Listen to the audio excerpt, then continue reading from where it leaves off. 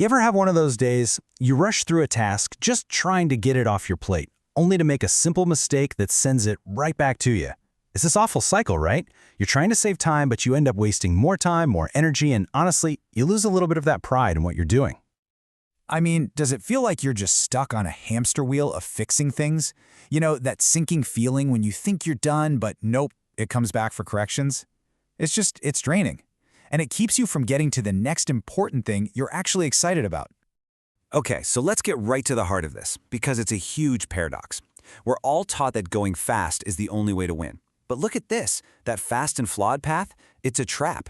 It's what leads to all that rework, the lost trust, the total burnout. But the Shokunin path, this is where it gets interesting. It says forget speed, put quality first. And the crazy part?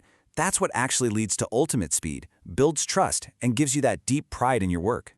And the damage from rushing, it goes so much deeper than just the lost hours. It messes with your focus because you're always living in this imperfect state, never really feeling done. It slowly chips away at trust, which, let's be real, is your most valuable asset. And mentally, it is so much more exhausting to fix your own mistakes than it is to create something fresh. So, how in the world do we break this cycle? Well, the answer comes from this incredible philosophy from Japanese master craftsmen, and it completely flips this whole problem on its head. Let's dive into this Shokunin philosophy. So, what is a Shokunin? Well, on the surface, it just means master craftsman, but it's so much more than that. A Shokunin is someone with this deep, unwavering pride in what they do, and it's all fueled by this incredible curiosity. You could say their entire purpose is to deliver the absolute highest quality they possibly can. And look, for us, the goal here isn't to become a master sushi chef overnight.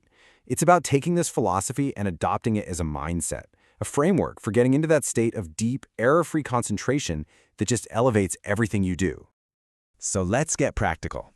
Let's break down the very first piece of the system. And it all starts before you even touch the keyboard. It starts in your head. We're going to call this the masterpiece mind.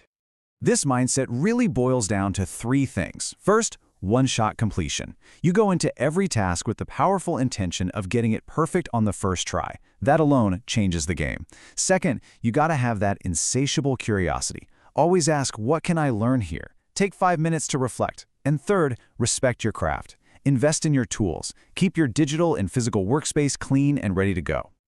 And this quote just brings it all home, doesn't it? I mean, just think about that for a second.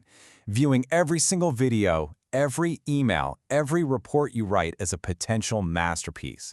Approaching it with that spirit of nailing it in one clean shot, that pride, it becomes the engine that drives your focus. Okay, so once you've got the mindset dialed in, you need a process, a real system to back it up. That brings us to step 2, the quality ritual. This is where you systematize how you guarantee your work is top-notch. And here is the absolute key point. This is not about just slowing down. That's not the answer. It's about being smarter. It's about building a system, a ritual, for your quality checks so that they become automatic, efficient, and totally non-negotiable. This system is called the focus kata. First up, when you're about 80% done, stop. Take a short break, reset your brain. Then come back and do a third-person check. Look at your work like you're a stranger seeing it for the very first time. Third, vocalize. Read it out loud. I'm telling you, your ears will catch typos, your eyes just glide right over. And finally, arrange. Tidy up your files, leave clear notes. It's a sign of respect for whoever comes after you. Man, this quote perfectly shows what that commitment looks like. Even when facing a real challenge, like a language you're not totally comfortable with, the ritual is the ritual. That discipline to force yourself to see your work through fresh eyes, to make sure the message is clear, that's the quality ritual in action. That's real dedication. But here's the thing. No matter how perfect your mindset and your rituals are, mistakes will happen. Criticism is inevitable. And that brings us to the final and maybe the toughest step. Becoming a resilient master by completely transforming how you deal with feedback.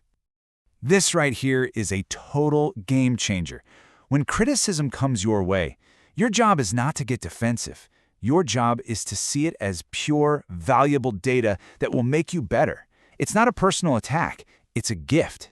It's information you can use to improve your craft. And the routine for this is so simple, but it's incredibly powerful. First, you have to consciously separate your emotions from the feedback. Second, you do a root cause analysis. Dig in and figure out why that mistake actually happened. And third, you create a new kata, a new ritual, a new system to make sure that specific error never ever happens again. And this is just the perfect example of putting it all into practice. Instead of feeling defeated or quitting after getting a low rating on their very first video, this person did the exact opposite. They immediately did a root cause analysis.